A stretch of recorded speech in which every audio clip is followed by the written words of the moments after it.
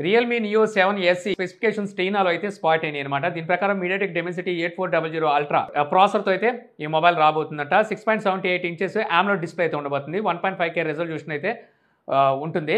LPDDR5X RAM, అలాగే UFS 4.0 storage type 7000 mAh battery అయితే ఉండబోతున్నట్టుగా ప్రస్తుతానికి ఈ మొబైల్కి సంబంధించిన డీటెయిల్స్ అయితే బయటకు వచ్చినాయి. మరి ఈ మొబైల్ ఎప్పుడు లాంచ్ చేస్తారో చూడాలి. ఇందులో మనకి rare side main camera 50 megapixel, front camera 16 megapixel అయితే ఉండబోతుందట. ఇక నెక్స్ట్ చూస్తే మనకి Poco F7 series mobile phones త్వరలో అయితే లాంచ్ అయిపోతుంది. ఆల్రెడీ ఈ మొబైల్స్ సంబంధించి ఇంతకుముందు నుంచి మనకి చాలా రోజుల నుంచి లీక్స్ అయితే వస్తున్నాయి. ఈసారి మనకి F7 సిరీస్లో 3 మోడల్స్ ఉండబోతున్నాయి. F7, F7 Pro, F7 Ultra అని చెప్పి 3 మోడల్స్ అయితే రాబోతున్నాయి. F7 ఆల్రెడీ మనకి బ్యూరో ఆఫ్ ఇండియన్ స్టాండర్డ్స్లో అయితే స్పాట్ అయింది. అయితే వీళ్ళు 3 మోడల్స్ తీసుకురాబోతున్నారు కదా. ఈ 3 మోడల్స్లో ఓన్లీ మన ఇండియాలో F7 మాత్రమే రాబోతున్నట్టుగా తెలుస్తుంది. F7 Pro అలాగే F7 Ultra ఈ 2 మోడల్స్ అయితే మన ఇండియాకి తీసుకురాకపోవచ్చు అని చెప్పేసి కొత్త న్యూస్ అయితే వస్తుంది. మనకి F6 చూస్తే మార్చి నెలలో, లాస్ట్ ఇయర్ మార్చి నెలలో లాంచ్ చేశారు. ప్రైస్ దాదాపుగా 30,000 రూపాయలు ప్రైస్ పెట్టారు. ఇంచుమించు అదే ప్రైస్లో మనకి F7ని పోకో లాంచ్ చేసే అవకాశం అయితే కనిపిస్తుంది. ఇక నెక్స్ట్ చూస్తే మనకి IQ Neo 10R అని చెప్పి వీళ్ళు కొత్తగా యాడ్ చేసి మొబైల్ని అయితే త్వరలో తీసుకురాబోతున్నారు అనమాట.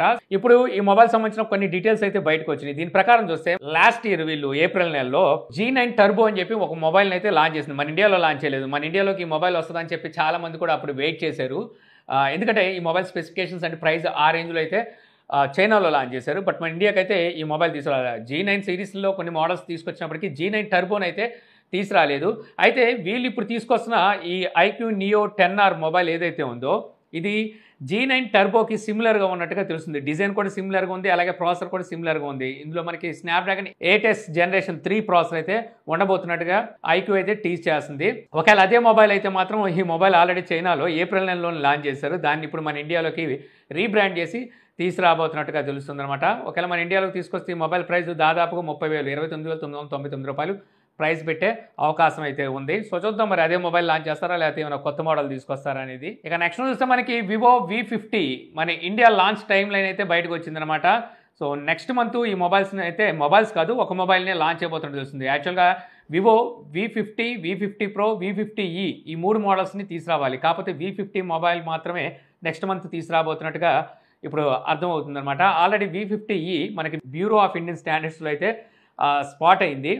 అయితే ఈ మొబైల్స్ని ఆల్రెడీ చైనాలో లాంచ్ చేశారు. నవంబర్ నెలలోనే లాంచ్ చేశారు. కాకపోతే V సిరీస్ పేరు మీద కాదు, అక్కడ S సిరీస్ పేరు మీద Vivo S20, S20 Pro, S20e అనే పేరు మీద అయితే చైనాలో లాంచ్ చేశారు. వాటిని ఇప్పుడు మన ఇండియాలోకి అయితే తీసుకురావాలి. కాకపోతే ఒక మోడల్నే తీసుకురాబోతున్నారు. ఇందులో మనకి స్నాప్డ్రాగన్ 7 జనరేషన్ 3 ప్రాసెసర్ అయితే ఉండబోతుంది. బ్లూ, రోజ్ రెడ్ అలాగే గ్రే మొత్తం 4 కలర్ వేరియంట్స్లో అయితే రాబోతుందంట.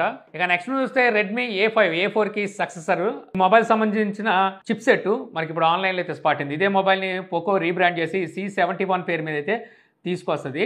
ఇందులో మనకి యూనిసాక్ T615 ఈ చిప్ సెట్ అయితే వాడబోతున్నారంట. సేమ్ చిప్ సెట్ మనకి టెక్నో స్పార్క్ గో 1లో అయితే వాడారు. ఆ చిప్ సెట్తో అయితే రాబోతుంది. గతంలో వీళ్ళు తీసుకొచ్చిన రెడ్మీ A4లో స్నాప్డ్రాగన్ 4S జనరేషన్ 2 ప్రాసెసర్ వాడారు.